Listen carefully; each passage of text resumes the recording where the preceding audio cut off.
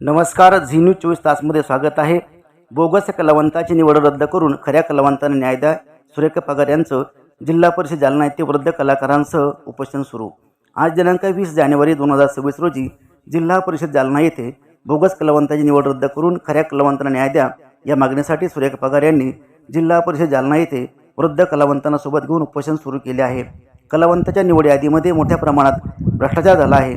सन 2021, 22, 23, 24, 25 या वर्षामध्ये वृद्ध साहित्य कलावंतांच्या मानधन निवड यादीमध्ये बोगस कलावंताची निवड करण्यात आली आहे. सदर कलावंताची निवड करताना मोठ्या प्रमाणात आर्थिक व्यवहार करण्यात आला असून 50 वर्ष वयाची अट असताना या ठिकाणी मात्र 50 वर्ष वय कमी असणाऱ्या व शासनाच्या निकषात न बसणारे बोगस व बनावट कलावंतांची चिरीमिरी घेऊन निवड केली आहे.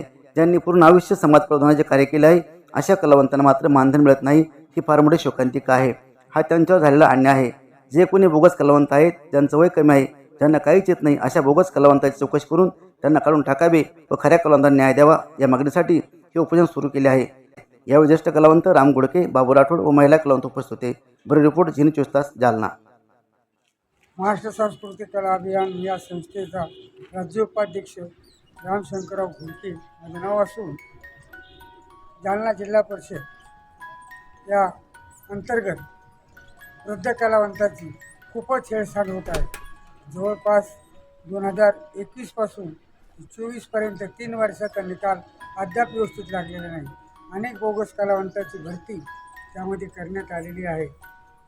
त्यामुळे खरे कलावंत लाभापासून वंचित आहे. तेव्हा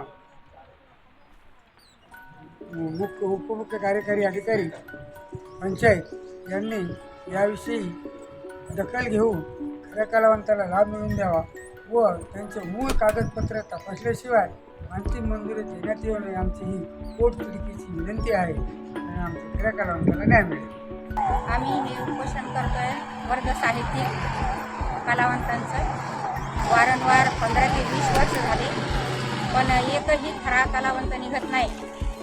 म्हणून आम्ही या सर्व म्हातारे माणसं याच्यातले काही मेलेले आहेत, काही कलावंत, काही साहित्यिक मरून गेले पण यांना अजिबात पगारीची यांची काही गाठ झालेली नाही. म्हणून मी हे सर्व वर्ग साहित्यिक कलावंत घेऊन आलेली आहे इथं आपल्या शिवसाहेबाच्या समोर, जिल्हा अधिकारी कार्यालयासमोर.